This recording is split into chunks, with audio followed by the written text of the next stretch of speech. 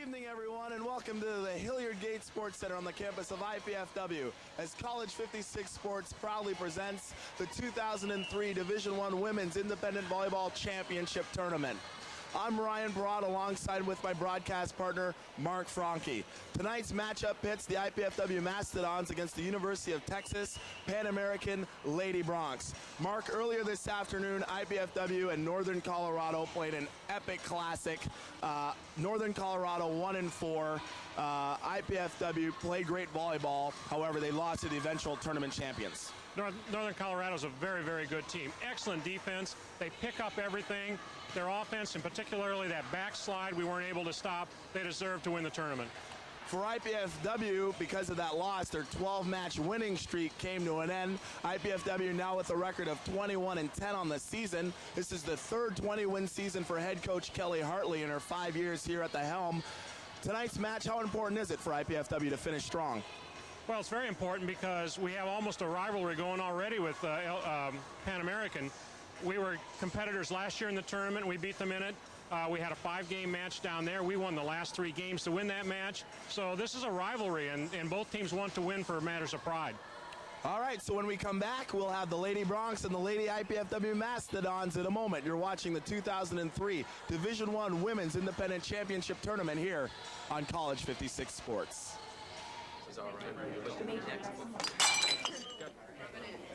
You know, if she continues to spill product at a rate of 3 per hour, unit cost, say 60 cents. Factor in breakage, downtime, lost sales, you're looking at $2,400 a month.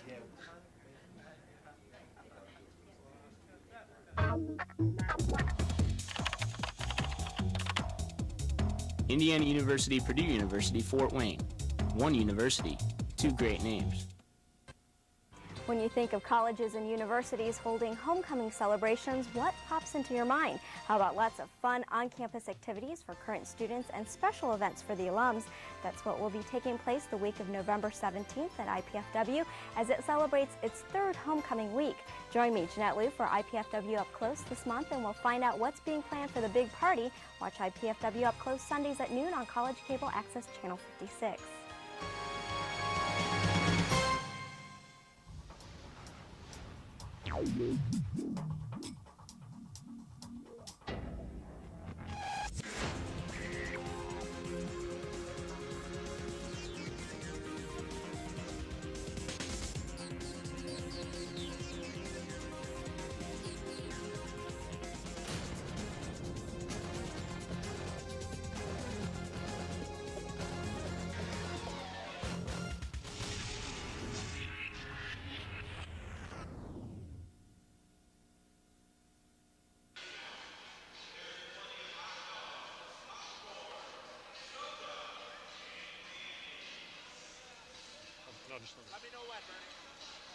Good evening, everyone, and welcome to the Hilliard Gate Sports Center on the campus of Indiana University, Purdue University, Fort Wayne. Alongside Mark Franke, this is Ryan Barad calling the action in tonight's women's volleyball matchup between the University of Texas Pan American Lady Bronx and the IPFW Mastodons in the conclusion of the 2003 Women's Division I Independent Volleyball Championship Tournament. IPFW will be in the home blues, the Lady Bronx in the road greens. Here are the starters for IPFW: Nicole Howell, Fabiana Souza, Kirsta Solberg, Lindy Bankowski, Sarah Leffers, and Nicole Ray. And there's a tap down by number 5, Stephanie Red for UT Pan American. Starters for the Lady Bronx: Heather Bravo, Carol Marsenko, Stephanie Red, Karen Lyons, Jacqueline Musinski, Jennifer Dameworth, and Danielle Holte. 1-1, game 1. Northern Colorado has gone undefeated. They have won the Division I Independent Championship. They went 4-0 over the course of this weekend. IPFW now stands at 2-1, looking to solidify a spot at number 2 with a victory here tonight.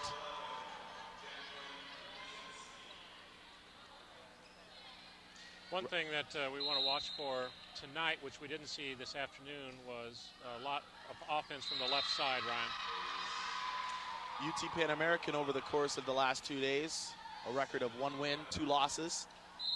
Both these teams do have a rivalry. IPFW leads the series overall 2-0. The last meeting came back on October the 12th of this year when IPFW won in 4. Set left, and down the hatch goes Musinski. IPFW with the loss earlier today to Northern Colorado. Their 12-match win streak came to an end. They hadn't lost since Eastern Michigan in that match back in early October here at the Gate Sports Center. 21 victories on the season for the Dons, only 10 defeats. Good record, 3 20-win seasons now for head coach Kelly Hartley here at IPFW. Look at the freshman Nicole Howell to serve. 2 serving 4 here in game 1. She spins it in, nice. Lyons sets left, off the hands, Howell's there. Here's Pollard. Off speed, dug up by Marsenko. Back set, Dameworth out of bounds. However, IPFW's in the net. So point to the Lady Bronx. They now lead IPFW 5-2. I got to ask you this question, Mark. How difficult is this match to play for IPFW after that epic energy drainer this afternoon against Northern Colorado? Because of the history between these two teams. They've only played twice, but both have been important emotional matches. Last year in the tournament, it was these two teams it really came down to win the independent tournament. And plus, then when we were down there earlier in the season, it was a rather emotional win for us. We had to come from behind to win, and the players kind of got into it a little bit with each other, talking under the net and so forth. So we'll watch for that tonight. Normally, you'd think that this would be like a kiss your sister match, but I don't think that's going to be the case. There's a lot of pride involved. Point to IPFW. They trail by 1, 5-4. Serving out of Belo Horizonte, Brazil. Number 6, Fabiana Souza. Short float serve. It's a good one. Free ball for IPFW. Bankowski sets left. Pollard puts it away. Nice shot by the junior Janelle Pollard, a Fort Wayne grad. 5-5. That's what we didn't get enough of this afternoon. Strong left side offense, so hopefully that will turn around tonight. Trouble for the Lady Bronx. Bankowski into the middle. Little dink shot by Brammer. Free ball. Brammer goes around the horn and cuts it perfectly onto the line. Great shot by Lindsay Brammer, the junior. IPFW now has their first lead of the match at 6-5. It has been a long weekend of volleyball here at the Hilliard Gate Sports Center. Each team has played, out of the 5 teams, they've played round robin, 4 matches in total. 6-6 now. Ray, perfect pass. Pollard, off the hands, nice touch by Netmeyer. And putting it away, number 2, Heather Bravo, a freshman, 5'11", out of Las Vegas, Nevada. 7-6 now for the Lady Bronx. It's nice up by the libero. And Netmeyer finds the floor. Nicely done. 8-6, they lead. Earlier this afternoon, Pan American played Texas A&M Corpus Christi. They came away with a victory, 3-0 in that one for their first victory. Corpus Christi finished the tournament 0-4. Nice dig by Solberg in the backcourt. Here's Souza. And she hits it wide for her first hitting error of the night. 9-6 lead for the Lady Bronx.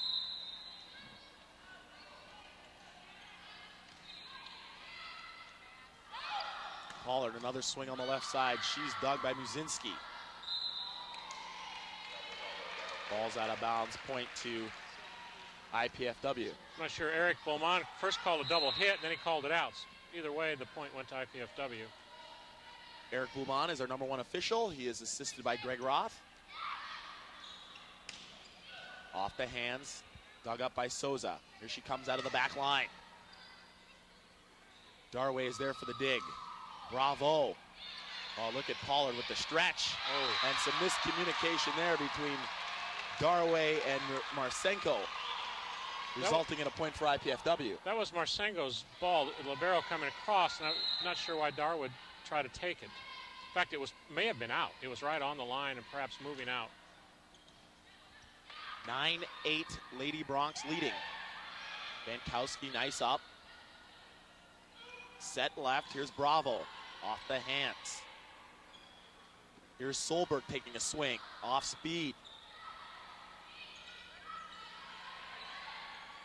Bankowski, back set. Nothing behind that one by Solberg. Here's Bravo.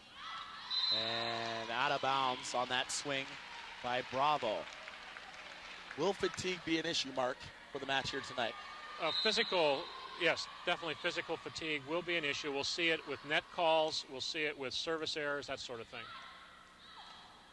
Brammer with the block at the net. Nice scramble play by the Lady Bronx. IPFW in transition. Solberg down the line. And keeping it in play, it's Pan American. And Lindsey Brammer there with the kill into the middle. Nice shot by number 11, Lindsey Brammer, and head coach Dave Thorne wants to talk things over with the University of Texas Pan American Lady Bronx. 10-9 IPFW leading here in game one. We'll take a break and come back with more. You're watching College 56 Sports.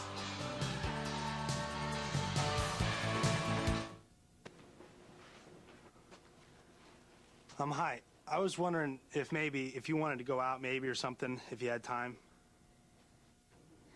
I can tell by your excitable behavior and verbal faux pas that you have generalized anxiety with paranoid tendencies. It would never work. Okay, thanks.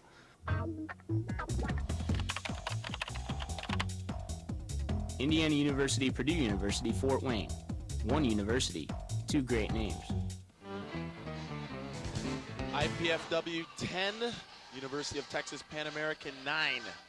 We're glad you're with us here on College 56 Sports, the nightcap. The final match of the 2003 Division I Women's Independent Volleyball Championship Tournament. Lindy Bankowski serving for IPFW. Combination play, Netmeyer off the hands. Brammer sets those out of the back line. She's seen a lot of balls this weekend. Had a lot of loose ball handling calls, and that one there was questionable. But as long as the officiating is consistent, I'd probably rather have it tighter than looser, but as long as it's consistent, the coaches can learn to live with it. Nice kill there by Kirsta Solberg, her second of the match. 11-9, Dons leading.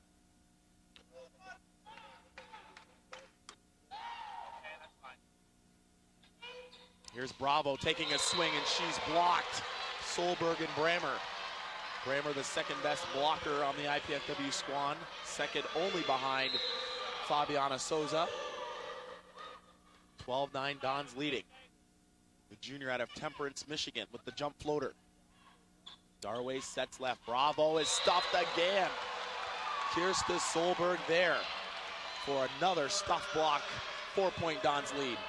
That set was tight. It was an easy one to block if the Mastodon blockers got up and went over, and they did. They executed it perfect. When the Dons played Northern Colorado this afternoon here at the Gate Sports Center, blocking was key early on.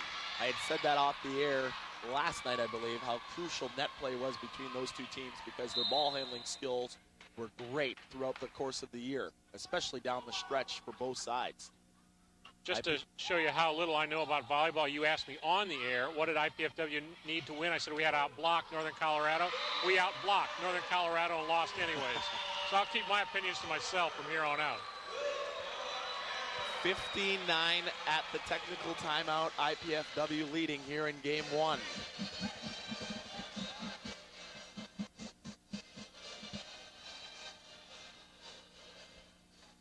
That match with Northern Colorado was an epic. Here's a look at the starters for the Lady Bronx. Heather Bravo, an outside hitter from Las Vegas, Nevada. Stephanie Red, middle blocker out of Texas. 5'6" freshman Carrie Lyon, she's the setter. Jacqueline Muzinski, 5'11" senior. Jennifer Dameworth, setter as well from El Paso, Texas.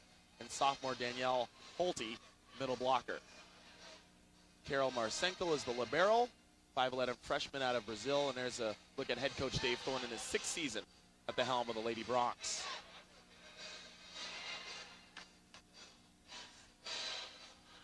Head coach Kelly Hartley in her 5th season at the helm. 21 victories in the 2003 season. Her third 20-win campaign at the helm of the Mastodons. Junior Lindy Mankowski, a good look at her. Number 13, ready to serve things up. Mastodons leading by 6. Darway sets Bravo. Pollard reads that perfectly. In the middle, Brammer, short tip shot works. The set was low, but she managed to do something with it, Mark. She's played well so far. She's come off the bench, and that is by design. They do not start Lindsey Brammer. They let her come off the bench. They start Claire Jackson, and Claire Jackson makes some good plays. She stays in longer. If she's not a particularly big factor, she comes out earlier, and Brammer's in. But it's by design to bring Brammer off the bench. Souza's there with the dig, and a lift called there. Good call by Eric Gulman on that dump attempt by Lindsey Brammer. 16-10, back to serve Danielle Holte, 6'2" sophomore out of Covina, California. Solberg and Ray collided on the pass. Solberg's blocked. Netmeyer sets left off speed. Nice set by Bankowski. And that ball lands between Red and Netmeyer. For a point, IPFW 17. Pan American 10. Janelle Pollard. Backslide. And the put away there by number 5, Stephanie Red. How epic was that battle this afternoon between Northern Colorado and IPFW? The match lasted nearly 90 minutes in Raleigh score. IPFW took game 1 30-27. It was a seesaw affair in game 2. Northern Colorado pulled away 30-22, the final score there. IPFW had their opportunities, but their ball handling kind of slipped it away. Northern Colorado won game 3 30-27, and then they wrapped it up in game 4 at 30-18. I think in game 2 we had a lead about the time they made their run. So right. Near the 20-point mark. The resiliency of Northern Colorado was something else. Talking to head coach Kelly Hartley, very impressed with the way they played. No balls hit the floor. Even if they didn't make a clean play, they popped it up somehow, and somebody could keep the ball in play that way. One of the stats that myself and Ryan Staley, former IPFW men's volleyball player, were keeping, or at least that we noticed anyway, Northern Colorado, after missing 2 early serves in game 1, didn't miss a serve again until game 4. Oh, that's an impressive stat. I'm also impressed with their liberos. I said earlier she had 27 digs against us. Crom, yes, Yeah, Christy and Crom. 24 in the match just before this one when they clinched the tournament. Put away there by number 1, Chrissy Kerrigan, out of Victoria, British Columbia, Canada. 5'11" freshman will serve things up. IPFW by 8 here in game 1. That serves out of bounds. This is the best 3 out of 5 game or set match, depending on what you use. We will rally to 30 of the first 4 games. You must win by 2, no cap. Maximum of 3 contacts per side, and you can't touch the net at any time. Rally score or point per play, if you will. 22-12, the score now for IPFW. One of the seniors for IPFW serving, Kirsta Solberg. I think she might have got lucky there. That serve was probably going to go out. Luzinski gets the micro touch off the hands. Point, Lady Bronx. I was not sure why Coach Dave Thorne called timeout when we went up 10-9, and then we made a big run after that. So he apparently saw something that even the timeout was not able to reverse. 23-13. Here's a look at Nicole Howell to jump things up. And that one spins out of bounds. Couple substitutions now. Checking into the game, number 13, Sandy Darway. She's back to serve, and in the front line, number 33, Kathy Netmeyer for Texas Pan American. 23-14, Don's on top. Bankowski off the perfect pass. Pollard is dug. And the tap down there by Kathy Netmeyer. Nicely done. We were out of position there. We did not respond, and nobody expected it to come over. I do like the way that we're going to the left side more, and we're getting some good hits out of there. I don't know if we're hitting for a high percentage yet from the left, but at least we're getting some attacks. Souza puts away her second kill. Souza 5 sets thus far in the match. She's 2-1-5 this afternoon. 53 swings against Northern Colorado. The most in the match. Pollard had 44. Nice shot off the combination run. Netmeyer. We had a lot of errors this afternoon as well, 29, I think. But Northern Colorado also had 29 hitting errors. Their backslide is just unstoppable. They had 3 different players do it, both middles. I think the opposite also would run that backslide. Putting away there on the left side, number 1, Chrissy Kerrigan. Jacqueline Muzinski had a very strong game against Corpus Christi this afternoon. 13 kills and 32 attempts. Kathy Netmeyer hit 55%, 11 kills, no errors, and 20 attempts for Pan American this afternoon. 24-18 in game 1. Solberg, tight pass, and Bankowski that wins is the amazing. chest. I don't know how she does that. Pollard off the hands. Kerrigan plays it up, back set, Netmeyer. Got it down the line. Point, Lady Bronx, 24-19. She is not doing that with height, obviously. I don't think she's doing it with upper body strength. She's doing it with good anticipation and good timing. Well, there's a theory about joust, right, Mark? Yeah, you always want to win them. We get a deeper theory than that. Netmeyer puts another one away. Isn't there a theory that you must touch the ball second? At least that's the... Right. You let the other player make her move, and then you react to that. 24-20 at the timeout. Here comes a look at the IPFW starters for head coach Kelly Hartley. Fabiana Souza, another amazing season, over 550 kills entering tonight's match. Nicole Howell, the freshman out of Bishop Luers High School right here in Fort Wayne. Kirsten Solberg, the senior out of Huron, Ohio. Lindy Bankowski, the setter out of Temperance, Michigan. 5'4 junior, Janelle Pollard, 5'8 junior out of Southside High School. The libero is Sarah Leffers, another graduating senior here at IPFW. Nicole Ray, also defensive specialist / libero. The other senior, there's a look at head coach Kelly Hartley in her 5th season here at IPFW. She's assisted by Stephen Florio in his 1st season. Kevin Lane as well, the assistant coaches. 24-20, IPFW leading. Just a reminder that in between games 2 and 3, we're going to have a special senior recognition for the IPFW 3 graduating seniors, Nicole Ray, Sarah Leffers, and Kirsten Solberg. So stay tuned for that in between games 2 and 3 here on College 56. Off-speed tip, great shot by Chrissy Kerrigan. We had to be in some kind of reverse rotation defense. Our right back was way in the corner.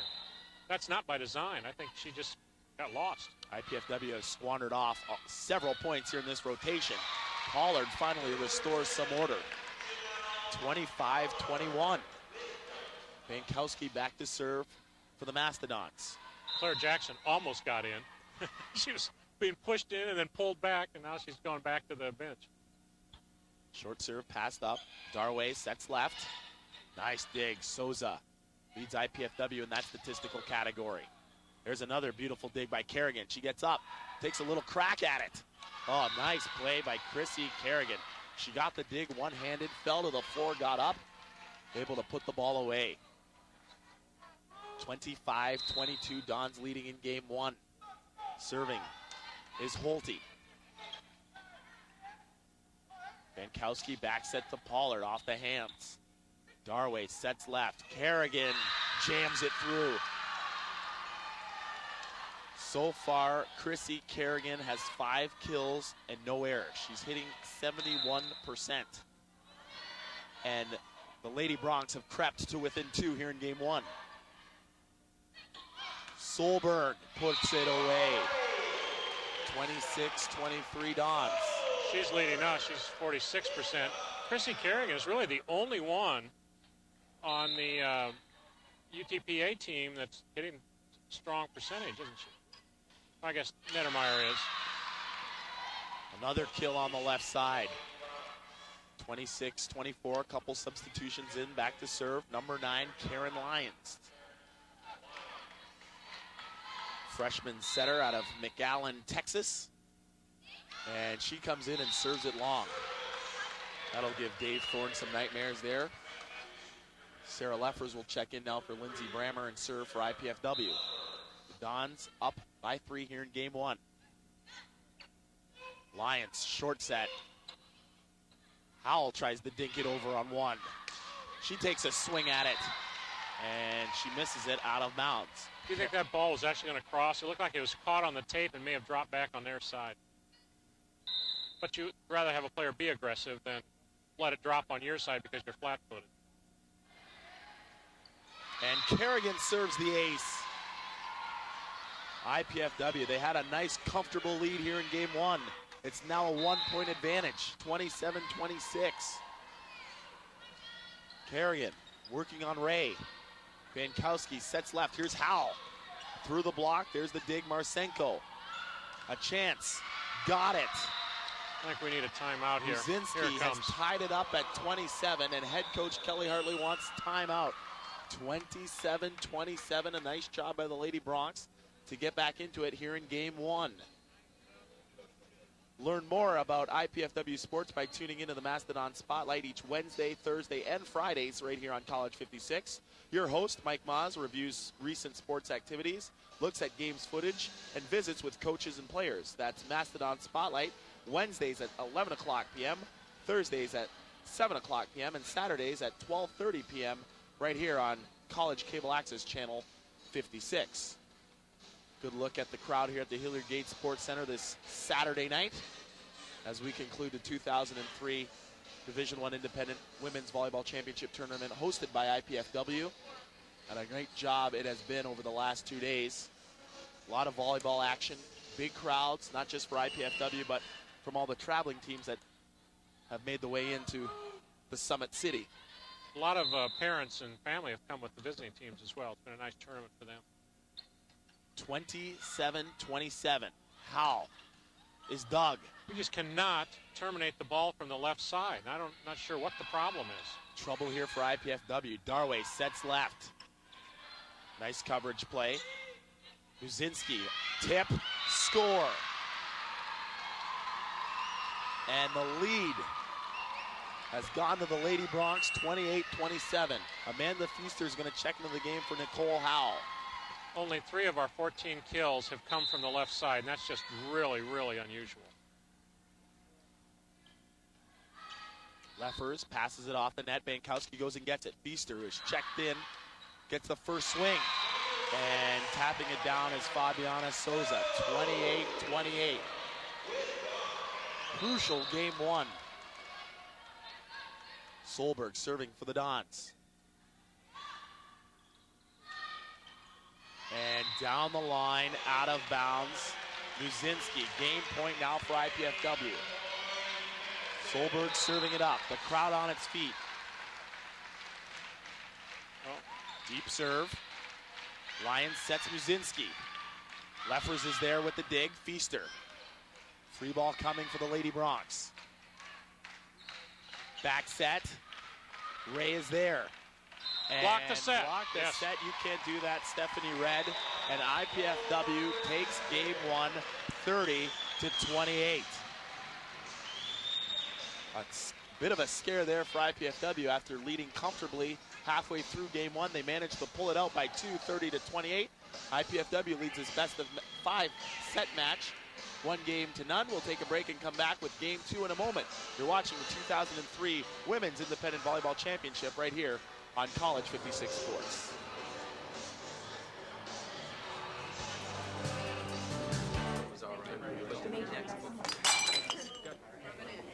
You know, if she continues to spill product at a rate of 3 per hour, unit cost, say 60 cents. Factor in breakage, downtime, lost sales, you're looking at $2,400 a month.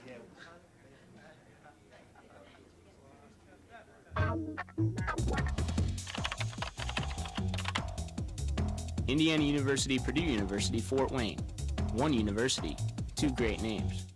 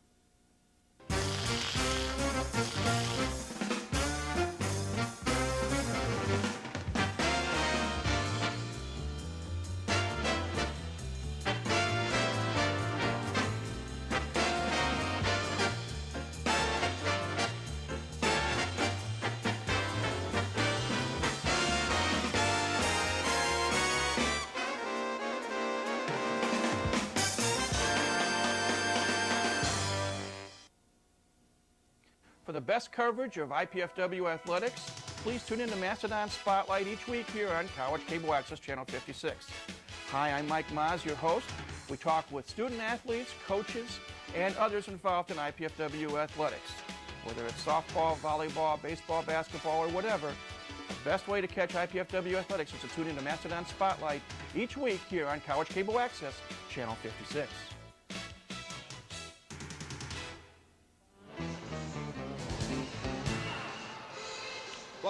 Welcome back, everybody, to the Hilliard Gate Sports Center on the campus of IPFW. IPFW has taken game one from University of Texas Pan American 30-28. Alongside Mark Franke, I'm Ryan Perrott. Mark, a check of the stats after one game. The stats were fairly even. Pan American had a +1 hitting, +1 serving. We had +1 blocking, so they're fairly even. I think, though, a key stat that shows an improvement for IPFW is only 4 hitting errors in the first game compared to 8 for Pan American. However, that left side continues to be somewhat problematic for us. For instance, Janelle Pollard got 14 sets, leading the team in attempts, but only got 3 kills. And it's nice to see Solberg and Pollard leading the team in attempts rather than Sosa. Sosa was behind them. Game two underway. The Lady Bronx to serve things up first. And Solberg taps the overpass down 1-0 IPFW. As Mark mentioned, Kirsten Solberg leads IPFW. She now has 6 kills rather on the night. Jacqueline Muzinski for the Lady Bronx has 5, and so does Chrissy Kerrigan, outside hitter. In the middle, Stephanie Red with the drive. That is her 4th kill in 6 attempts. 1-1. Team's hitting pretty decent. 23%. There's a service error. 2-1 IPFW.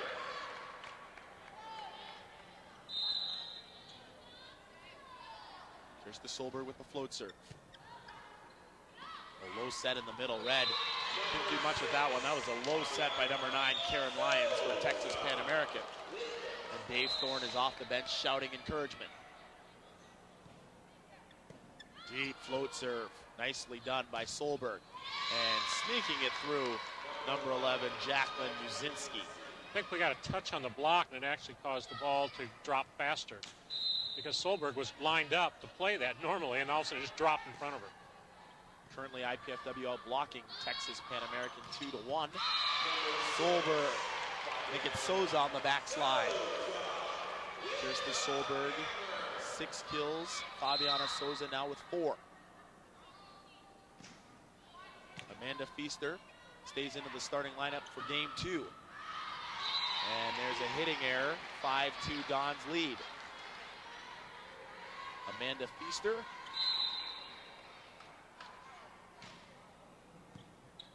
A freshman out of Auburn, Indiana. Ball dug up by Solberg. Pollard on the left side. Nice dig by the libero. Marsenko, and that ball drilled into the net by Kerrigan. And now, just like game 1, IPFW out to a lead. Pan American's hitting negative for this game. I'll have to explain when we say they're hitting negative or we give a percentage. It doesn't work quite like baseball. because you take the kills and you subtract the errors and then divide that by the attempts. So an error actually is like 2 against you. And that's just on the stat sheet. That's That's just the scoreboard. It's Raleigh score now. That kills That's right. you. That's right. Like that did. That hurt too. 7-3 off that service error. Fabiana Souza to serve. 557 kills coming into the match tonight for Fabiana. Last year she had 583. We talked last night quite a bit, in fact you did, about how she is in position to break Laura Douglas' record. And I was thinking about that. There probably couldn't be 2 different types of personalities in those 2 girls. Laura Douglas was intensity personified. In fact, it hurt her a number of times when she was just too intense to loosen up the play. Fabiana Souza is just the opposite. The coaching staff thinks, can we get her to, be a little more intense, put in a little more of that extra adrenaline type effort. They're just amazing. They're total opposites. 2 contrasting styles. Laura Douglas, a phenomenal career here at IPFW. Fabiana Souza on her way, perhaps, to eclipsing that record, 1,800 plus kills for Laura Douglas. 9-4, Dons leading. Brammer with the kill off the nice shoot set by Lindy Bankowski. Let's check Bankowski's numbers now. That's her 15th set assist of the night. 5th kill for Lindsey Brammer. And double contact there. Nice call by Eric Boulman on the set by Sandy Darway. 11-4. Dons in control of game 2. They took game 1 30-28. Deep float serve Bankowski. Here's Kerrigan. Oh, nice. What a cut shot Oh, that yeah. was. Well, she misses the jam. And she alertly says, get it over. That was the 3rd attempt. Solberg. And that's a touch. There's another touch by Kerrigan. Free ball. Back set. Hit the Netmeier. antenna. That ball's out of bounds. Kathy Netmeier hits it out of bounds. The 13th hitting error of the match for UTPA, and IPFW has a 12-4 lead. We'll take a break and come back. You're watching College 56 Sports.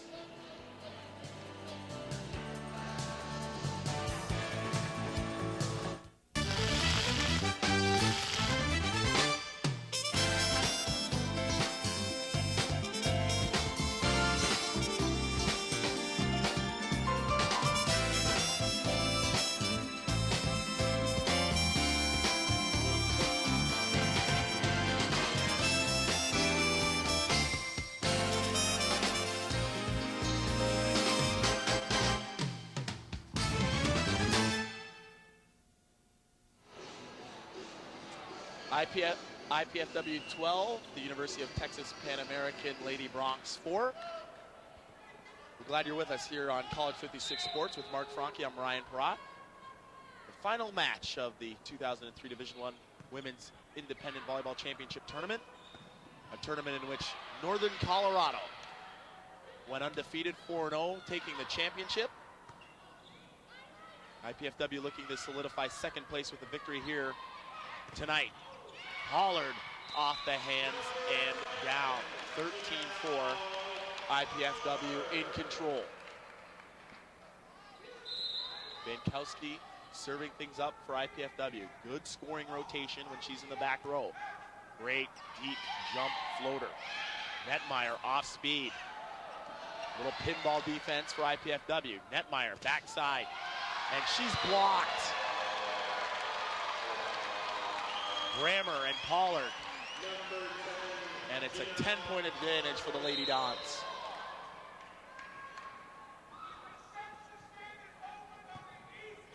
Overpass, and Brammer makes no mistake.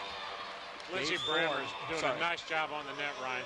She's in those team blocks. By team block, I mean there's 2 blockers going up. When the ball's coming over the middle at her, she's ready for it. As I was just about to say, head coach Dave Thorne's going to change things up a little bit. Checking in the lineup, number 2, Heather Bravo back in. Out goes Jacqueline Buzinski, number 11. 15-4, the Dons leading. 21-10 on the season, looking to reach 22. Pass up by Bravo. Here's Kerrigan. Bankowski, nice one-arm dig. Pollard with the tip. And Pollard is going to win the joust over the top of Netmeyer. It's now 16-4. I think we're seeing some disorganization on the Texas Pan Am side, and I suspect some of it is fatigue and some of it is, hey, the season's over, and we go home. There's a service there. It's now 16-5. Speaking of fatigue, while we have a little moment, I want to give a shout out to Scotty Knurr, the trainer for IPFW, a little bit under the weather this afternoon. He's been sick for a couple days, and I understand that his son Parker as well is a bit ill. We wish them speedy recoveries. This has been a tough season for Scooter because he's had a number of injuries to deal with on this team. They've had a lot of illness go around the team. Right. And the trainer's kind of like the team mother. Got to keep everybody healthy. A bit more than that, yeah. Yeah, make sure that they're eating correctly, make sure, you know, everything is right. It's a combination of doctor, mother, and who knows what. Megan Rogge has stepped in for Scotty Knurr tonight on the bench for the IPFW Mastodons, so we wish Scotty and his family a speedy recovery. Parker. And there's a tip shot into the net, a hitting error for Kirsten Solberg. It's now 17-7, Dons leading. Little Parker Knurr is very astute. He knows that when he comes to the Gates Center, they play the stupid music way too loud. And he's right.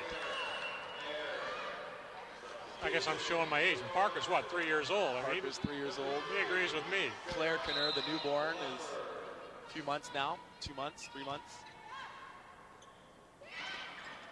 3 months now, born September 11th. To Scotty and Jennifer Knurr. There's another hitting error for IPFW. It's 18-8. Chrissy Kerrigan serving it up for the Lady Bronx, who have won one match this weekend, 1-3. 1 win, 2 losses in 3 matches. IPFW 2-1 entering the match here tonight. Utah Valley State also at 2-2. Texas Corpus Christi 0-4. Service ace for Kirsta Solberg. Kirsta Solberg. We, of course, lose our 2 defensive specialists, which are going to have to be replaced. But Kirsta Solberg is the only normal starter that's going off the team. So I asked Coach Kelly Hartley, what is she recruiting? Well, someone who serves better, maybe. And she said, this is no surprise. So what are you recruiting, Kelly? She says, height. Because we've been outsized by everybody we've played. Actually, she's trying to get a backup setter because Lindy Bankowski will be what, a senior next year. That's correct. So you want to bring your setter, your replacement setter in as a freshman so she can be behind a starter and learn it that way. She's going to recruit left sides in the middle.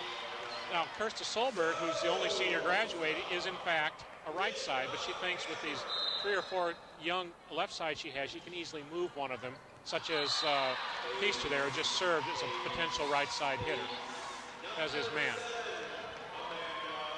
Hitting on the right side is a little bit different skill because the ball passes in front of your face before you swing at it, unless you're left-handed, and that's why you see so many left-handers out there. Wow, disarray on the side of the Lady Bronx. They look unenthused. No spark. It's been a long weekend. 23-9. And that serve is out of bounds by Amanda Feaster.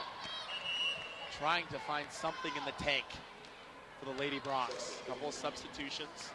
Netmeyer checks back into the front line. In the back line serving now is Sandy Darway, the setter. Float serve, perfect pass by one of the seniors, Sarah Leffers. And Souza puts her 6th kill away. 24-10, Dons in command of game 2. They lead 1-0 in this best-of-5 match.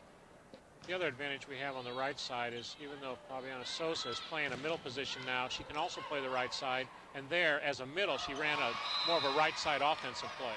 So she can either run behind the setter as a middle, or she can do a more traditional right side play coming down the line near the antenna. Very versatile, Fabiana Souza. She's played middle, she's played that right side. Because of different lineup changes and so forth to match up against opponents. Very versatile. As has a funky arm string, especially for someone who doesn't jump particularly well. And a strange approach. She kind of starts with a hop, skip, and Yeah, not sure where she learned that. but it's very effective. Probably somewhere in Brazil. Probably somewhere in Brazil, that's right. I'm sure that Coach Hartley's not taking credit for it. 25-12. A look at Danielle Holte. Float serve, tight pass. Wow. Nice set by Bankowski going and getting it. Bankowski has just done an excellent job this year controlling her body when the pass is on top of the net. And she gives up so much height that she really has to jump. And so it's really important to control her body so it doesn't go into the net. She's done an excellent job of that this season. A year ago, Lindy Bankowski had troubles with her shins. She had surgery in the offseason. She's not quite 100%, but she's effective nonetheless. Perfect set there to Brammer in the middle, who drives her 6th kill of the match down. IPFW 27, University of Texas Pan American 12. Lindsey Brammer is not quite 100% yet either, but she's playing tonight like she's 110. She wants to win the last one, there's no doubt about that. Last match of the season for both of these teams. Of course, the Division I championship tournament will take place in December. USC still undefeated on the season. They're number 1 in the rankings. 22-0. Hawaii 24-1 with Florida also at 24-1. Pepperdine ranks out the top 4. They're 19-2. And there's another point to IPFW. And game points now for the Dons. 29-13, Leffers to serve. Ball passed up by Bravo. Into the middle red. Feaster. Oh my. Red, look at this defense here. The Dons, a chance for Give game it to 2. Feaster. Tip, score, Sosa. And the Dons take game 2, 30-13. They lead this best-of-5 match 2 games to none. At this time, we're going to give a little special tribute to the 3 graduating seniors on the IPFW Mastodon squad.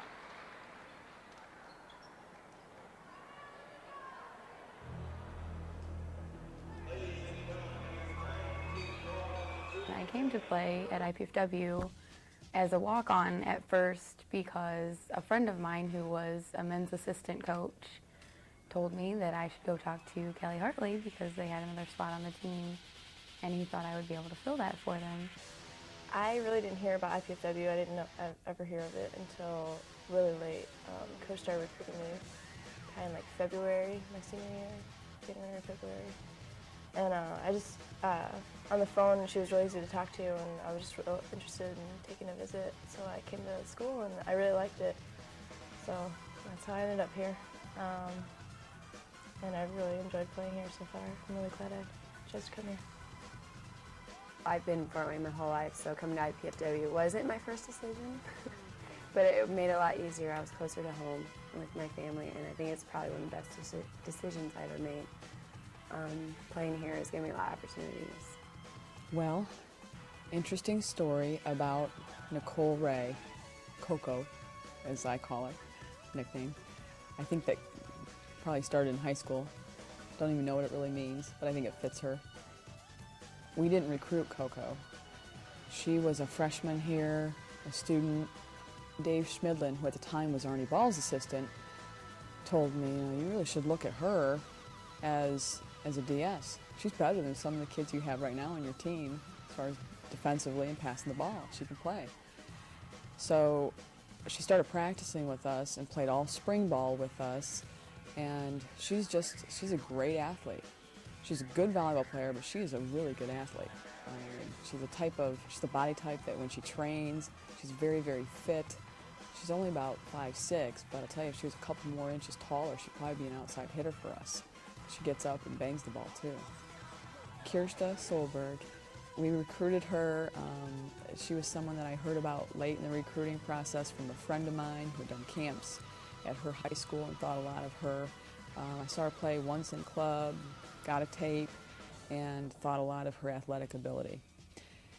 Now, the important thing I think to remember about Kirsta is she started as a freshman for us in the middle. She's played outside left outside. And then this year, primarily, she's played right side. The only position she has not played for this team is setter. She reminds me of that daily and really wants that opportunity with 4 matches left to go in her career. And I'm sure she'd do fine. Sarah Leffers is a very unique individual. She's very articulate. She's going to do very well in whatever she chooses to do in life. She can flat out handle the ball. And this team, Fabiana Souza gets a lot of credit for our team because she puts the ball away. The fact is, and Sarah and I know this, Nicole and Ray and I know this, that we're not going to be able to run an offense unless we can pass the ball to target and play backcourt defense. Sarah Leffers and Nicole Ray deserve a lot of credit. Kirsta too. Kirsta is a primary passer as well. We're very privileged. We got to go to Brazil, California, Texas, just travel since we were younger. I mean, volleyball has just brought so much into our lives, and especially in the college level, we got to experience so much more with it. I definitely think that Brazil trip was a great opportunity for us. I mean, how many times were we ever able to go to Brazil, South America in our lives outside of volleyball? I don't think I probably ever would have gone there outside of volleyball, and it was just a great experience. And just be able to say you went there and you played against some really good teams. They were very competitive down there, and it was just something that I'm going to carry with me forever. It's been great, like being able to meet, especially these two I've been with for the past 4 years, and even the people on our team that are younger than us and older. I don't know. You just meet some people that are going to be in your lives forever. It's important for fans, everybody, to recognize that these 3 athletes, we recruited partial type scholarships. One is a walk-on when we were Division II and didn't know we were going to Division I. And now all 3 of them are starters on a very good Division I team. And I think that says a lot about their work ethic and their ability as athletes to improve daily, to take practice seriously and use that as an opportunity to get better and train physically so they're in the best shape as possible. And we're also talking about 3 excellent students, very intelligent, mature young ladies who just want to be the best at everything they do. I really look at these seniors, I have a lot of gratitude for what they've done for our program because they made what really could have been a very, very difficult transition from Division II to Division I. It could have been a very difficult transition. They just eased us that pain a little bit.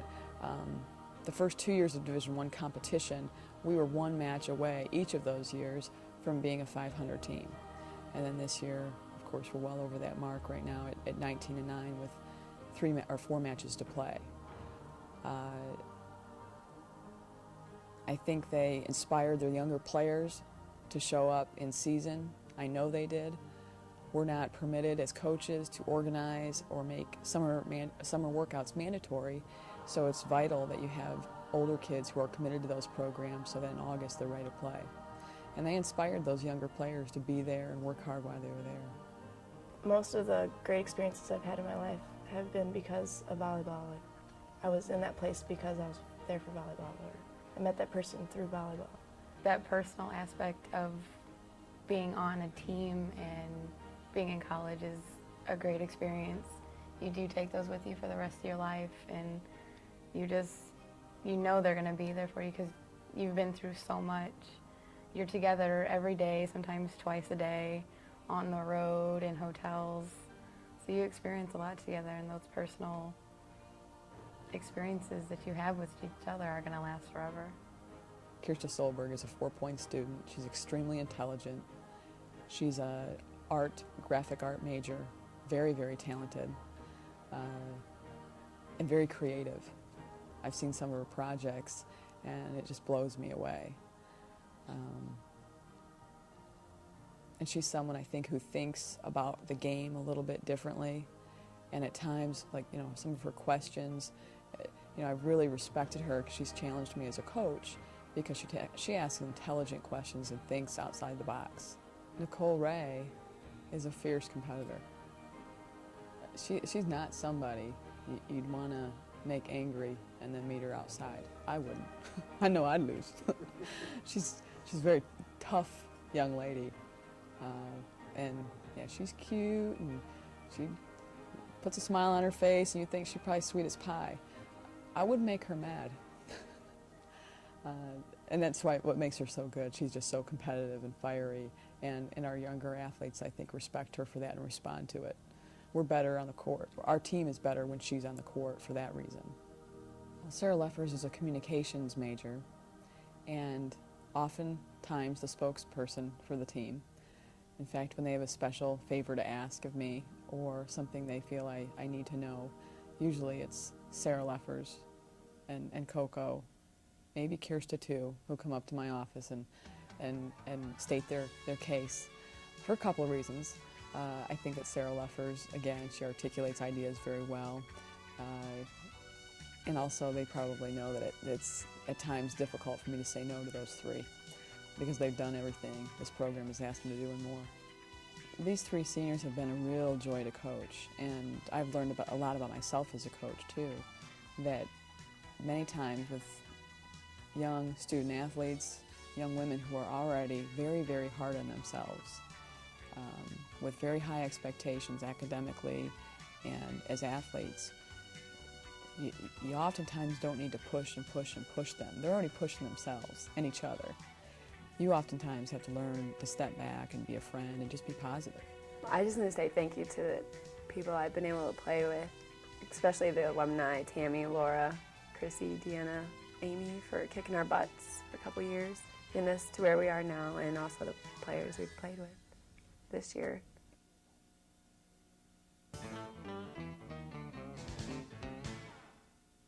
Very nice tribute to the three graduating seniors for the IPFW Mastodons, Nicole, Ray, Sarah Leffers, and Kirsta Solberg. Jeremy put that together, didn't he? Jeremy, great job by you in the back putting that special piece together. IPFW in control here at the Hilliard Gate Sports Center on the campus of IPFW. They took game 1 30-28. They took game 2 30-13. With Mark Franke, I'm Ryan Perrott. You're watching the 2003 Division I Independent Women's Volleyball Championship Tournament here on College 56 Sports. IPFW, Mark, in total control. Statistically, leading all the categories, of course, like you might expect. I talked earlier about how IPFW needed to start getting some left side offense. They've gone to Janelle Pollard 19 times. She has the most attempts. She's got 6 kills, which is not a lot out of 19 attempts, but a key factor is there are no errors. So that's a 31, 32% average, very solid average. Fabiana Souza, the match high, 8 kills. Kirsta Solberg has 7. Kathy Netmeyer for the Lady Bronx has 7 also.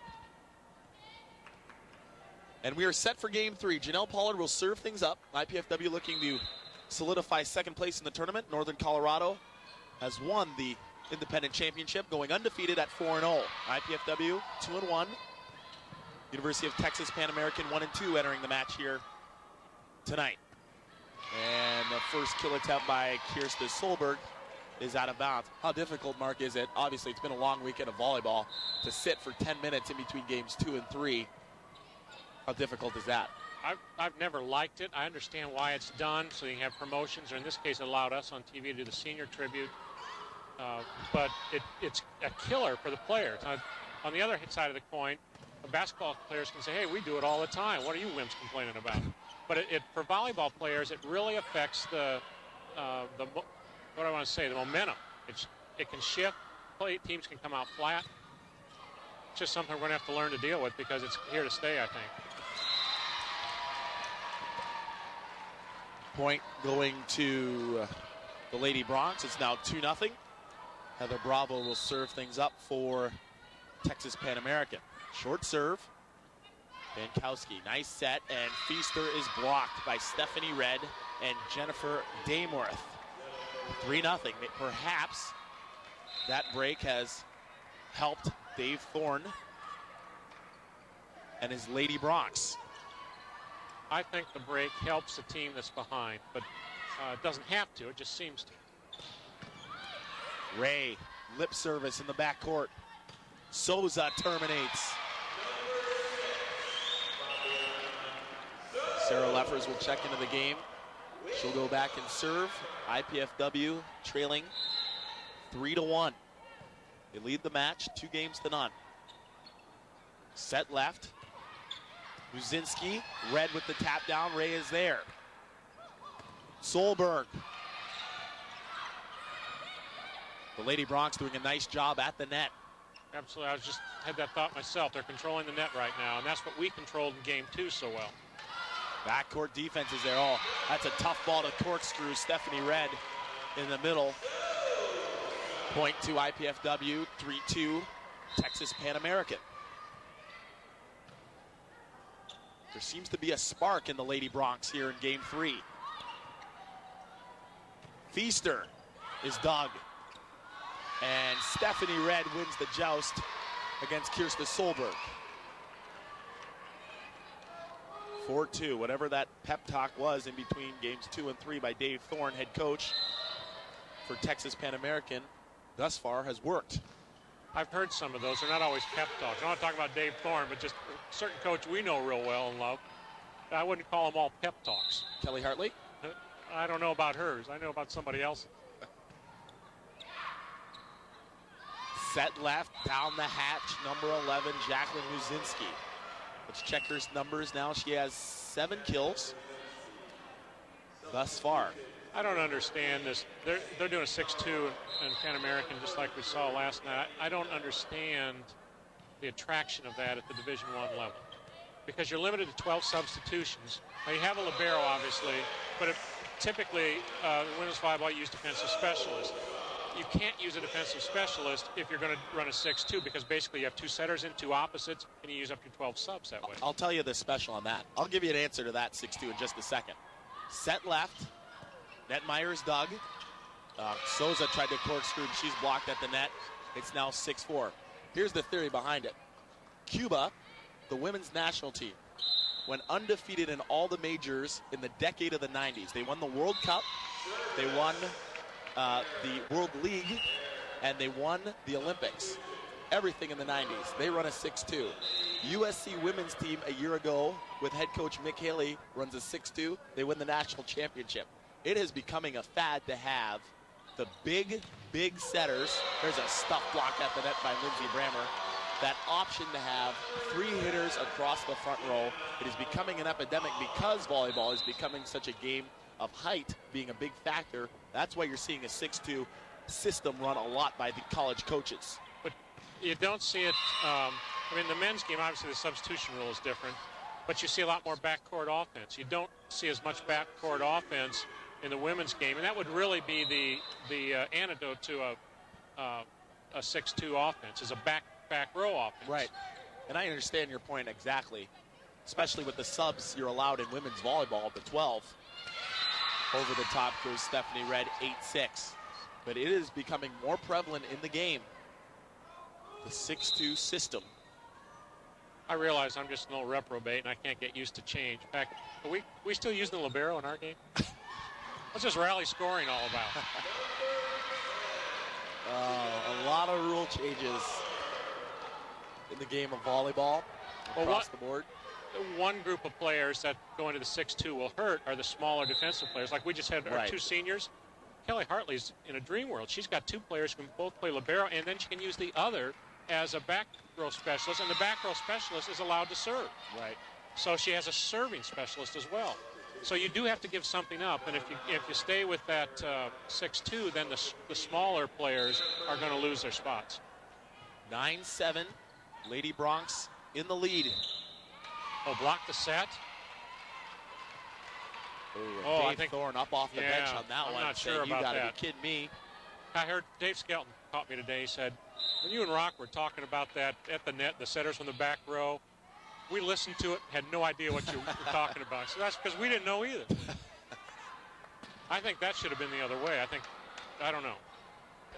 Tough call, but called nonetheless. Consistency across the board by Eric Blumon, who's laid the law down. That's a great roll shot by Kirsten Solberg.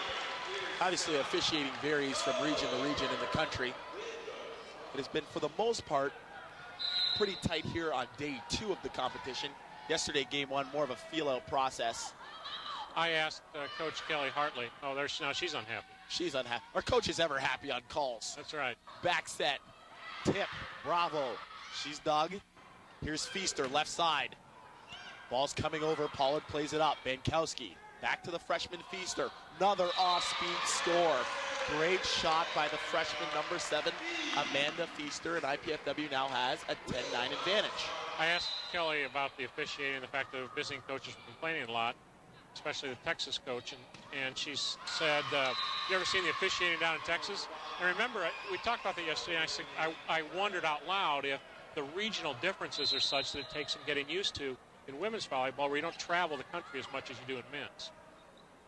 Feaster blocked. What a coverage play by Bankowski. Lions sets Red in the middle. Red playing a strong game 3 for the Lady Bronx. Quick set, another kill for her. Stephanie Red now with 9 kills. She's hitting 35%. That's how superstitious volleyball players are. Arguing about officiating, about the ball types, the court size. There's a stuff block. The temperature, the wind currents, the height of the ceiling. Red and Muzinski at the net, 12-10. The Lady Bronx in control. Solberg and Brammer tees off. Lindsay Brammer with the kill. She'll check out. Sarah Leffers will check in. Those last 2 kills finally got us above 0 hitting percentage. For the game. For this There's game. A service ace by the senior Sarah Leffers. See, that's what I was talking about. Because she's a defensive specialist, she's also expected to be a serving specialist. IPFW hitting 23% for the match. University of Texas Pan American 16. Souza, off speed, dug up by Lyons. Muzinski, cut shot, dug up. Feaster, Souza, tools the block for the kill. Souza's 12th kill. She's the only player thus far in double digits. She's got a double-double going. 12 kills, 10 digs. Lyons kicks it to the left side. Ray is there. Another set, Muzinski. Oh, what a cut shot falling away into the stands. Fabiana Sosa put her hands up, and all she did was block the view of who was making that dig, Sarah Leffers. All she did was block her line of sight. 13-13 game 3. IPFW leading 2-0. Feaster over the top. Red is there. Oh, nice set. Stuff block at the net on Muzinski. That was a sweet bump set by Karen Lyons. 14-13. Pan American has 4 blocks this game. We now have 2. And Feaster unable to control 14 all now as Muzinski puts kill number 9 away for UTPA. Sandy Darway serving things up. Tough float serve. Souza got it. Wow, Fabiana Souza, what a shot. 15-14 at the technical timeout. IPFW leading. Here in game 3, we'll take a break and come back. You're watching College 56 Sports.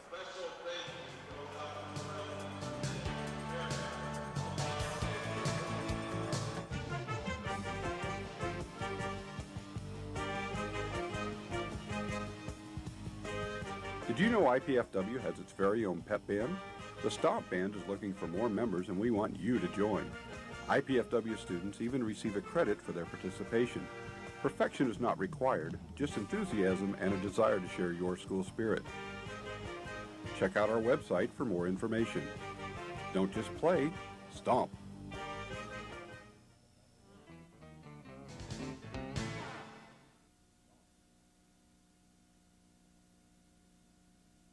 On the campus of IPFW with Mark Franke, I'm Ryan Perrott. Jeff Patak with a seat right in front of us. He's been standing on that, doing lines all day. I feel sorry for these officials and line judges. They have to stand. That's hard. So technically, they're supposed to go over and stand by the up official during a timeout. He comes over and sits down on the scorer's table. He's too lazy now. Too tired now. He's smart. With that service error, it's 15 all. IPFW leads 2-0 over the University of Texas Pan American Lady Bronx. IPFW looking to win their 22nd match of the season. And a net violation going to be called there on IPFW. Number 6, Fabiana Souza, was in the net. I'm surprised we haven't had more net calls given the tiredness, the physical tiredness of these players. Tight pass. There it is, and second. Bankowski wins another joust. Just like you said, let the first player commit and then simply send it back. Intelligent jousting. Yeah. Great play by Lindy Bankowski. Shades of another former great, Tammy Ish. But Tammy Ish had an advantage Lindy doesn't have. She had tremendous upper body strength. So she could actually go up and get in a held ball position where they're both on it at the same time and push it across. Lindy can't, so she wisely lets the other player commit, and then she simply reacts. Talk about rule changes. I remember 10, 15 years ago when the joust, they would just call a reserve every time the ball was stranded in midair. Yeah. Now they let the players at least see who can win it. Bankowski with the dump. Corkscrewing is Netmeyer. Pollard, tip. Red on 2. Dump. Another joust coming, perhaps. Pollard with a swing. And the put away. 17-17 in game 3. Janelle Pollard now with 8 kills. No errors, 36%. Nice stats for the junior. Oh, trouble here. Off speed. Ball popped over. Oh, setter dump. Nice set by Pollard. And stuffing that ball at the net is Lindsey Brammer. She's done a good job of reading low sets to the middle. And when the set's low, you block it differently from when it's high, and you have to go up and really contact the ball aggressively. When it's low, you just wait and then put it back. Brammer tees off. 19-17, Dons leading. Brammer, 1 solo block, 5 block assists, 8 total team blocks. You take a block assist, those are half blocks. And find in the corner, down the hatch, number 5, Stephanie Red. Red has come alive here in game 3. She now has 10 kills, the most on the Lady Bronx side of the floor. The team, however, only hitting 17%. IPFW, 24% as a team. Combination play, and that set perhaps a bit low. Solberg trying to cut that ball a little too sharp, perhaps, into the bottom of the net. We're tied at 19. We don't run a lot of combinations, and I had a theory about that, so I asked Coach Hartley if I was right. And I guess I'm kind of right for a change. Normally you'd have a middle and the right side typically run a combination where they both come into the same hitting zone, one behind the other. But because everyone keys on Fabiana Sosa, she wants to spread the offense out and put Fabiana in one place and get the other hitters away from her, because she knows there'll be 2 blockers on Sosa, and that should open up one or the other. 20 all. Lions. Ball popped over the net. Brammer again in the middle. Tip. Lions is there. Dameworth. And shooting it over, but out of bounds. Puerto Rican play there by Lindy Bankowski, just missing, trying to catch the Lady Bronx napping. 21-20, UTPA. Perfect pass by Souza. Solberg is dug. And Muzinski hits it wide. One thing I've noticed about this year's IPFW team, not only just in the last month where they've had all the success, but pretty much all season, compared to previous years, they smile a lot more. Even when things are going bad, they smile and head to the next play. And sometimes volleyball players, I think, get too intense and tend to fracture as a team when things go bad. Saw a little bit out of Pan American in game 2. When the setter started getting on her passers because they weren't delivering the ball to them. Off speed in the corner, Bankowski goes and gets it. Here's Solberg, and she tools the block. Nice defensive play there by IPFW. Dave Thorne wants to talk things over with the Lady Bronx. It's a timeout. IPFW leading now, 23-21. You can do more than just sit on the sidelines. Participate in the excitement of Mastodon Athletics by joining the Royal Dons Club. The Royal Dons is IPFW's official athletic booster organization. Members enjoy priority seating at IPFW sports events and visits by the coaches and food and refreshments in the hospitality room.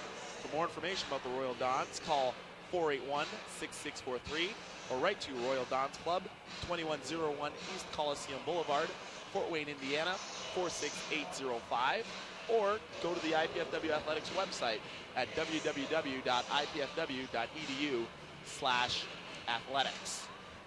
Look at our chancellor, Mike Wortell, and Tim Heffron. I've been good all year, Ryan. I haven't gone on a rant about anything, but I'm going to now. We're near the end of the season, so our last broadcast. Here we go. Where are the banners? Good question. Where they've been gone for 2 years. This program right here, women's volleyball, has so many conference championships, so many NCAA appearances. Clearly that was at Division II, but it's part of the pride of the program. Those banners need to be hanging.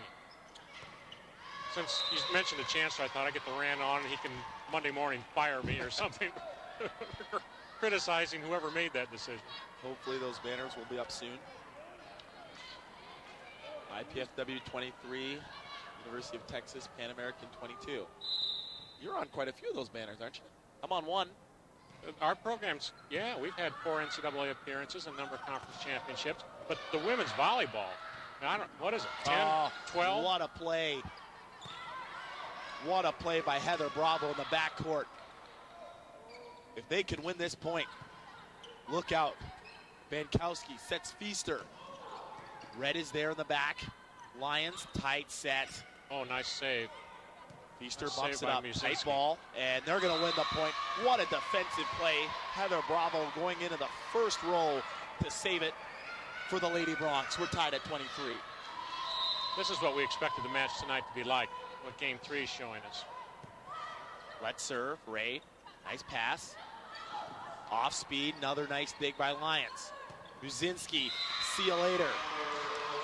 While we're talking about the history of the program, Ryan, last night Arnie Ball said one of the nights when we play in January, February, we're going to have honor some old teams. I guess we're going to a break and we'll talk about it when we come back. Oh, go ahead, continue. Keep going? Okay. I forget what night he said. Do you remember? He's going to honor, it'll be like the 25th year, and he's going to bring back old teams like Lisa Horman's down there. The 24th of January, I believe. That okay. weekend. Well, like Lisa Horman's down there. We were talking about earlier in the year about the record book incorrectly shows Canette Saylor as having the most season kills, when in fact she was a setter. It was Claire Shorgen. But it seemed those old players coming back, many of whom come regularly to the gym to follow still because they're local area people. So both on the men's and the women's side, we're going to bring back some old teams and honor them for the history of our program. A lot of tradition here at IPFW. You can get up-to-date information on all of the IPFW Mastodon teams online by going to www.ipfw.edu/athletics. It's the official Mastodon website. Once again, that's www.ipfw.edu/athletics. Feaster splits the block. We're tied at 24. It has been an unbelievable start to the school year for IPFW athletics. Last night I mentioned the success of, at least the hopeful success of our basketball programs here with the men's basketball teams playing their matches at the Memorial Coliseum. They played the Harlem Globetrotters the other night. I hope we don't have to play them again. Oh, that was something. It'd be a long season if that were the case. Yeah. Head coach Doug Knoll. Women's season is about to kick off as well. We had a very successful soccer campaign as well. The men's team went 7-11-1 on the season against Division I competition, and the women's soccer team finished above 500, 9-7-3. An outstanding performance by both the men and women's soccer teams, coached by Terry Stefankowitz. I remember the first year of the women's soccer team, I think they scored 1 goal all season. So that's come a long way. And you got to give credit to our soccer coaching staff. The coaches handle both teams, and their seasons run together. It's amazing. Feaster blocked. 26-24 is our score. Pan American on top, and that ball finds the last inch of the court. Great shot by Fabiana Souza. Couple subs. Here comes the other freshman, number 12, Kristen Mann, out of Richmond, Indiana, 5'11". She'll serve things up for Amanda Feaster. Float serve. Outside, Netmeyer's dug by Solberg. Here's Pollard's chance. Off the hands. Someone's in the net. Oh, it's on our Souza side. is in the net, number 6. Someone was in the net. I can't say who it was, though. Did you see it? I did not see it. I think Bobby was saying the ball was the net, but I think a body got it. 27-25 now. Little tip, score for Souza. She comes right back. That's her 15th kill, hitting 33%. She's also got 12 digs. The dig numbers, IPFW as a team, 65, 63 for Pan American. Deep float serve. Passed up, Netmeyer on the combination, and it's a hitting error. We're tied 27-all. A race to 30, must win by 2. And here comes the timeout by Dave Thorne, 27-27. IPFW leading 2 games to none. Just to let you know that you can tune in to College Access Channel 56 Saturday afternoon, November the 29th for the replay of this evening's IPFW Women's Volleyball match with Texas Pan American. That's Saturday, November 29th at 2 o'clock p.m. right here on College 56. By the way, what's so special about that day, November 29th? You know, Mark? It's my birthday. Yeah. That's your birthday? So tune in for the replay of Texas Pan American IPFW on my birthday, November the 29th. Yep. You had me worried, Ryan. I thought it was my anniversary. Actually, I think that's my mother's birthday. Is it it was really? my mother's birthday. Myself and my twin, that's correct. And Bernie Lowe-Miller. And Bernie's birthday as well in the back. Your twin Look has at the same last birthday play you there. do? That was the net call. Perhaps Did it you was see the it? ball. It's very tight. Perhaps it was Bobby the ball. thought Souza immediately looking at Greg Roth on the bottom saying no, but a net violation. There's another Colorado team. 27-all. Game 3. IPFW looking to wrap up second place in the 2003 Division I Independent Championship Tournament. Tip, Pollard goes and gets it. Nicely done. And Souza's blocked. Holte and Bravo. 1 point lead, and Kelly Hartley wants a timeout. 28-27. On Friday, November the 21st, Dick Vitale will be in town at 6:30 p.m. That'll be our first basketball telecast of the year. IPFW will take on Toledo at 7 o'clock p.m. That'll be homecoming at the Memorial Coliseum. Then again on Saturday, December the 13th, we'll also have more basketball action as Moorhead State will take on IPFW, the men's basketball team, also at 7 o'clock. All games for the men's basketball team at IPFW at the Memorial Coliseum. Should be a big week with Dickie V, baby, in town next week. I know you're a big fan, Mark. I guess. I'm actually going to try to go to homecoming this year. I missed last year. 28-27. Texas Pan American in the lead, and oh my, a brain cramp. Danielle Holte serves it out of bounds after the timeout. A good timeout by Kelly Hartley. Give that point to Kelly Hartley. Oh my, Dave Thorne beside himself. Short float serve. Off the hand, Souza, chance to turn for 29. Pollard, it's out of bounds. Game point now for UTPA. Karen Lyons to serve. Dave Thorne saying, please put it in the court. Float serve Ray, perfect pass, back set. Pollard with the drive. IPFW staves off elimination in game 3, 29-all. No cap, you must win by 2 now. Deep float serve, tight pass. The dump, what a dig. Pollard, one arm. Man off speed, Joust coming. Grammer plays it up. Out of the back line, here comes Souza.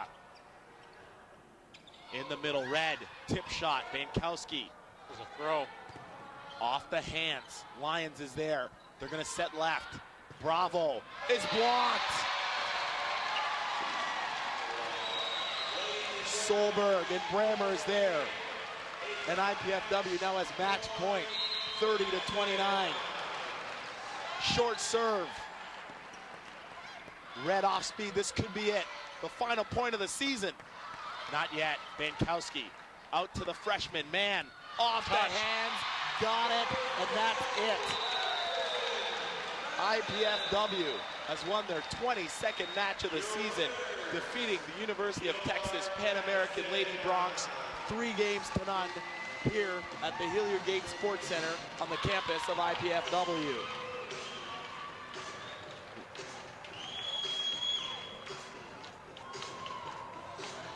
With that victory, IPFW finishes the tournament in second place with a 2-2 record.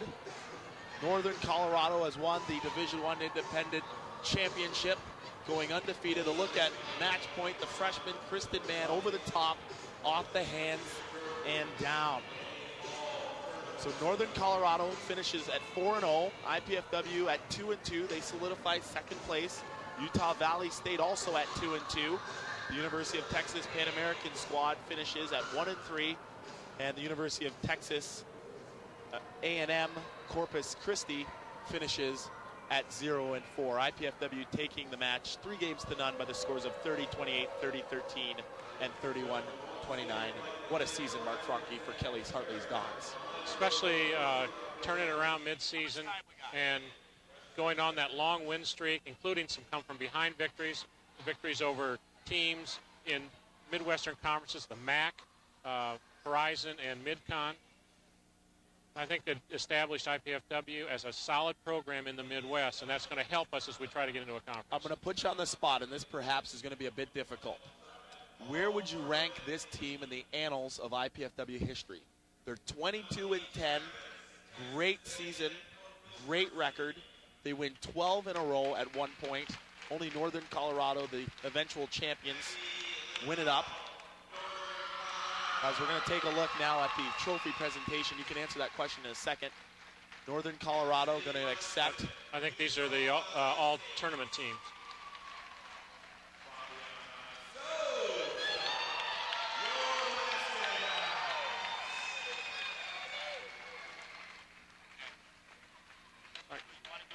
Fabiana Sosa, all tournament team. Nicole Ray just got named to the all tournament team. And Carol Mersungo.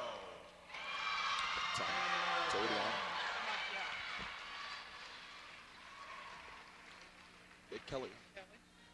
And the all tournament team most valuable player, Lenny Kilsgard, Northern Colorado.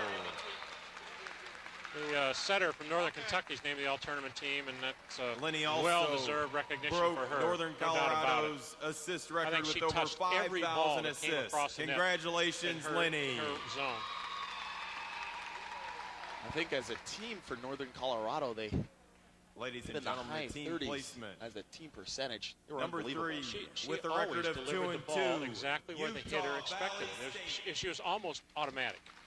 And she didn't show much emotion. She didn't show even a lot of effort. She just smoothly did what she needed to do. Utah Valley State now going to be recognized. Your IPFW Mastodons. As well as the IPFW Mastodons for finishing with both 2-2 records in the tournament. And the champion of the 2003 Independent Division I Women's Look at the Volleyball seniors, Tournament Ray, with Solberg, and the Leffers. The University of Northern Colorado. The Bears. Did they give a third-place trophy or a plaque or something? Apparently not. Here comes the championship trophy to Northern Colorado. Only 2 defeats all season long, 32-2. They were outstanding this weekend. Thank you for attending the tournament, and please They were the best team in the gym home safely. both days. There's no doubt about it. Great job by head coach Ron Alexander. Okay, so back to the question.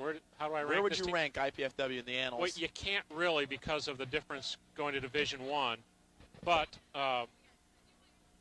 Ryan, this is before your time, we had a team early in our GLVC days where a group of players who came in and played together pretty much all 4 years, won the conference. 3 of the 4 years were upset the 4th, and in fact, 1 year never lost a game, not a match, never lost a game, won every match 3-0 in conference play. Is that right? Judy Agadinsky was a setter on that team. So you rank them in the top 10? Well, yeah, in the top 10. I don't know where to put them up past that, though. We now have the honor of having head coach Kelly Hartley join us here at the desk. Coach Hartley, a long weekend, a long season, 22-10 overall. You must be pleased.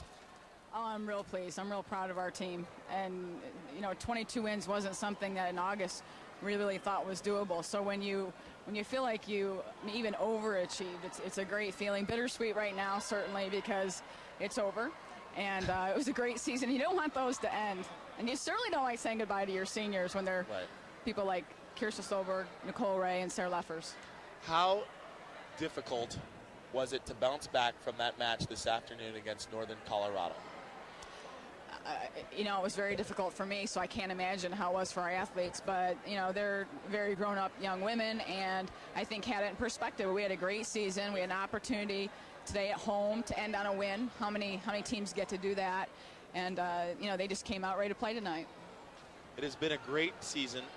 Fabiana Souza, over 560 some odd kills yet again this year. But we were more impressed during some telecasts with your freshmen. Kristen Mann, Amanda Feaster, Nicole Howell. These are names that I have told the audience over the course of the season that these are names to look out for in the future. How solid now is that foundation?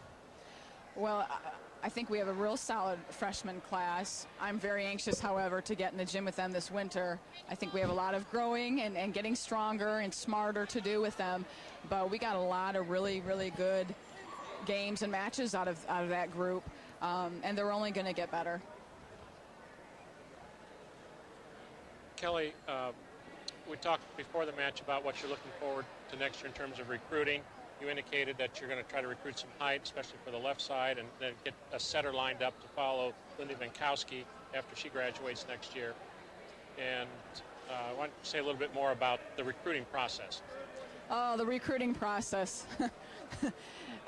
It's part of this job. It's not the part that I live for. I really enjoy more working in the gym with our athletes, but probably any coach will tell you that.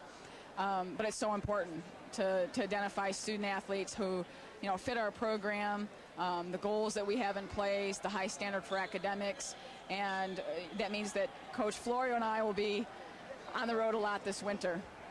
How far out are you going to recruit outside of the Fort Wayne, Northeast Indiana area?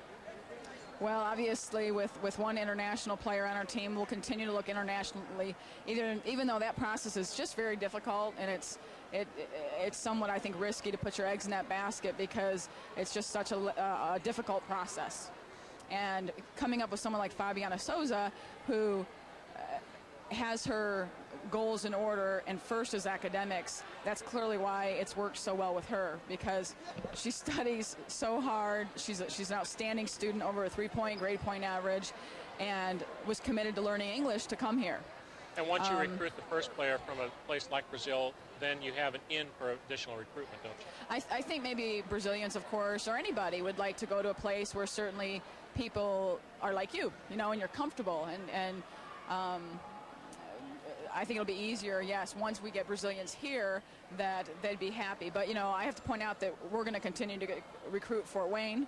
We have an incredible talent base in this area, and for years and years, dating back to Coach Ball, that's why this program has a history of success, is the local talent. There's a replay of one of the points during the course of the match. One more question before we let you go. When you look back at the season, what's the biggest highlight, biggest accomplishment oh my gosh, for this team? Did they overachieve, you think? It's easy to say now, Yeah. but I look back and we beat some great teams. We beat a Green Bay team that had defeated a Big Ten team. We beat a Butler team that had defeated a Big Ten team. And our unofficial RPI, I say unofficial because it's hard getting that information from the NCAA, but there is an unofficial RPI out there, and we're like the 84th team in the country. So we're pretty proud of that. Well, a great job this season, Coach Hartley. 22-10 on the year, 12 consecutive victories at one point. A job well done by you and your coaching staff, and it was an honor to broadcast your matches this year. Thanks so very much for your time. All right, thank you. Thank you, guys. Head coach Kelly Hartley of the IPFW Mastodons. We'll see if we can get a senior or two in to chit-chat with us as well. Just taking a look at some of the stats here for IPFW, Fabiana Souza finished the match with 15 kills. Also, Janelle Pollard was in double digits. She had 10 kills. She had 35% on the match. IPFW as a team hit 20%. For the University of Texas Pan American team, Stephanie Red came alive in game 3. She finished with 10 kills. Muzinski as well, also with 10 kills. As a team, they hit 19%, 41 kills, 22 errors for IPFW, 47 kills, 19 errors. We are now joined by senior Sarah Leffers. We'll get a chance to chit-chat a little bit. Has it sunk in yet that your career is now over at IPFW? Yeah, as soon as that last ball hit, it kind of hit There's a replay as you talk, Sarah. Go ahead. Yeah, I was fine until my mom came out. And then it all hit me at once. She's not going to be able to see me do this anymore. So. You can only imagine, obviously, how emotional it was. And what a career you have had. When you look back after the 4 years here at IPFW, what are you going to take out the most? What are you going to remember the most about your volleyball experience here at IPFW? The friends that I've made and the challenges we went through together. That's probably what I'm going to take with me. This weekend, obviously, a grueling weekend to play 4 matches in 2 days. It was very difficult, the match today, which was an instant classic that you guys played against Northern Colorado. Able to bounce back here and play Texas Pan American. You guys played very, very well. Went 3-1 on the tournament. How difficult was that game this afternoon? Perhaps draining, perhaps a better word, and then to come back and bounce back to play Texas Pan American tonight. It was pretty draining emotionally, but we had a little time off and spent some time together and just kind of goofed off a little bit before we came out in the court just to get some aggression out and played some kickball in the volleyball room. So we took it out in there, and then we were fine. You are a communications major. Uh-huh. So eventually, I'll be working with you, and you'll be kicking Mark Franke out of the position. Is that correct? I'm sorry, but yeah. I don't think I it's can gonna be me afford the now. loss of income. Let me ask you a question, Sarah. We had a conversation earlier in this match. You've seen 2 6-2 based teams that you played against, and we've talked about one of the strengths of the IPFW team is the fact we've had both you and Nicole, 2 defensive specialists. Obviously, one can play libero, but the other can also play as a defensive specialist, and it gives us a lot in the back row, passing, defense, and so forth. The 6-2 removes a lot of that, doesn't it? Yeah, it does. And Ryan talked about how the Cubans and now the U.S. national team have gone to the 6-2, and a lot of college programs are trying to copy that. But I think it's going to – I'm not for it. Ryan, I think, probably thinks, well, it works. But I was arguing for people like you who are defensive specialists will have a harder time finding positions on teams in the future if they go to 6-2. Yeah, probably. But, I mean, if they're good enough, they're going to find their way on the court. So. You played libero. One last question before I let you go. You played libero. How difficult is that position to get amped for every night? To come in, you just play the back row, you just play defense. How do you get amped to play that position? Just seeing like a dig or a nice pass in a middle or you're outside just putting it away, it wouldn't have happened without you. So basically, you run the show. So it's up to you. If you have a good game, so is your team. Well, a great job by you, Sarah Leffers. A phenomenal career here at IPFW. That's why the libero position was created, by the way, just for you. Great job by you. Congratulations on your second place finish here, and congratulations on a terrific career here at IPFW. IPFW libero and defensive specialist Sarah Leffers joining us here at the table. Sarah and her IPFW Mastodons defeating the University of Texas Pan American squad 3-0, 30-28, 30-13, 31-29 to solidify second place in the 2003 Division I Independent Championship Tournament held here at the Gates Sports Center, Northern Colorado. The champions going undefeated at 4-0. As the chair turns, another senior, Kirsta Solberg, has joined us here. Kirsta, I guess I'll ask you the same question I've asked Kelly Hartley and Sarah Leffers. How difficult was it to play the match here tonight against Texas Pan American after that draining match this afternoon against Northern Colorado? It was a little hard. I was definitely tired at the end there, if you couldn't tell. Getting blocked straight down, like every time I swung at the ball. But, yeah, I think we were all a little tired, but We're used to it. Has it sunk in for you yet that your career is now over at IPFW? No. Not yet? No, not yet. When you look back at the season, 22 victories, at one point 12 straight, what's the best accomplishment for the year? Of this year? Yeah. Good question. How about the win streak? Yeah, I say winning 12 games in a row and reaching our 20 game victory goal. It's definitely our greatest accomplishment.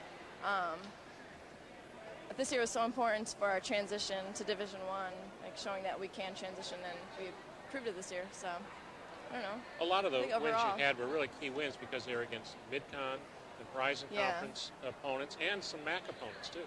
Yeah. And so you established the program in the Midwest, and that's really what we need to do. We need to first establish ourselves within the region, and then go out into the national arena. Yeah. You played literally 3 different positions. You played the right side, you played the middle, you played also the left side as well. How difficult is that to play 3 different positions over the course of your career? How difficult is it to get amped up for that? It was difficult at first because it's hard going to practice never knowing like where you're going to be at and getting used to one position and being able to really make your game better at one place because you're always moving around. But in the end, I think it's made me a better player overall. Which position did you prefer to play? I prefer left side, but that was the place I got to spend the least amount of time. But I liked them all, I guess. I learned to love them all. And You looked really comfortable the last month of the season on the right side. Yeah. Well, it just depends on the day on the right side, I think. I don't How know. true is that? How I think very that's true how it is goes that? with me on the right side. It depends on the day, but yeah. One last question before we let you go, Kirsta. The future looks bright for IPFW volleyball. You have 3 outstanding freshmen in Mann, Howell, and Feaster. Talk a little bit about their maturation process over the course of the season because of the tutelage of your seniors. Yeah, they've definitely come a long way. Kristen Mann, especially, her ball control and just everything has come a long way, and the freshmen have learned so much, and I think they're going to be really good in the future. And it's been great being able to play with them and watch them mature as players. Well, congratulations, Kirsta. You had great numbers tonight. 9 kills for you, 11 digs, a great career here at IPFW. Congratulations on all your success, and we wish you nothing but the best in the future. Thank you. Kirsta Solberg, right side, left side, middle, everything. The utility player, Kirsta Solberg joining us. And we have one more senior going to join us in a moment, Nicole Ray. She finished the match with 10 digs here tonight. And just like the libero, instead of pulling the chair out and coming around, she just went over the top. She used those great vertical leap of hers. I've had to do it, I'm short. I've had to work with small things. Nicole, Yes. what a long weekend it was. How do you feel? I'm tired now, but it was a good weekend. I think that we played well. We came out strong in a lot of our games, and I'm very proud of how we played. How draining was the Northern Colorado match this afternoon? Oh my gosh, I think we could have played so much better. We came out on fire in the first game, and I don't know, everybody just didn't click at the same time. I'm not sure why, but it was kind of draining just to see the championship go because, I mean, they are a good team. They definitely deserve it. Well, looked early on, both you guys both brought your A games early. You guys took game 1 from them. Definitely. I think it was tied at 20 in game 2, and then it just seemed like a couple unforced errors, either hitting errors or service errors, gave them that little lead that they need, that little cushion that they needed late in game 2 for the rally score, and you guys just couldn't catch up in the rally score, and then you guys were climbing to get back in games 3 and 4. We kept fighting to get back. We kept fighting and fighting, and I know everyone was trying their best, but Northern Colorado just pulled it out. They're a very good team. They definitely deserve to win this tournament. Nicole, when Sarah was playing libero and you were a defensive specialist, you served a lot. You're a very good server. Then when you moved into the libero spot, you no longer were eligible to serve. Do you miss that part of the game? I do, but I don't. I definitely love being in there all the time, in every rotation, almost every play of the game. I think Sarah would admit the same thing. You just love being in there all the time and just being able to be with your teammates. And a lot of the play in this tournament actually turned on the plays of the libero in the back row. We saw some good plays out of you and out of Sarah. The Northern Colorado libero really made a lot happen for that team against us as well as other teams as well. The libero is an important position these days. I definitely think so. It makes the game go a lot faster, I think, because it's more defense-minded. it just helps out a lot of teams just to have that added defense in there all the time. At one point this year, you guys were 9-9, I believe, before you went on this huge run of 12 in a row. What turned it around for you ladies? What was it? Was it a pep talk? Was it watching something on film? What turned it around to go on this spectacular 12-match winning streak? We can actually give that credit to Coach Hartley and Steve-O. Good political answer. They did actually go and make a tape for us because we were Hartley's Angels this year. They acted like they were Charlie and probably Bosley and made us a tape giving us a challenge to get 20 wins this year. That was at the point when we were 9-9. They gave us the challenge to come out and be a 20-win team. And so from then on, we really wanted to. In the middle of October, do you think they're going to make 20? Oh, definitely. Really? I had confidence in our team all the way. I knew we could do it. That's amazing. And when you look back now, before we let you go, what stands out for you the most here at IPFW? What experiences will you take from being here for 4 years? I think just all the people that I've been in contact with, just all the friendships I've made, all the contacts I've made. I think that really touches your life more than anything. All the people that you meet and you get to know, they'll definitely touch your life forever. Well, Nicole Ray, it has been an honor to broadcast your matches. Well, thank very you, Rock. special. And by the way, you also hit a couple balls on the outside, too. A lot of people don't know that. You use your vertical, not People only don't just know to that. jump People chairs, don't know but that. also to crank over 6'2" blockers. Huh? I was an outside hitter in the spring, yes.